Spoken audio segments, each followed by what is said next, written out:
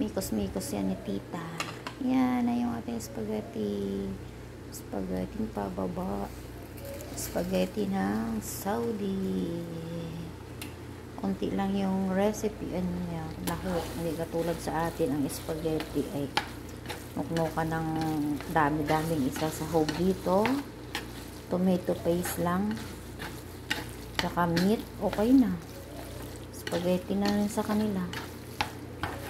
Pag sa atin pa may hotdog, may kung ano-ano pa ilalagay mo sauce dito, okay na yung ganyan siya.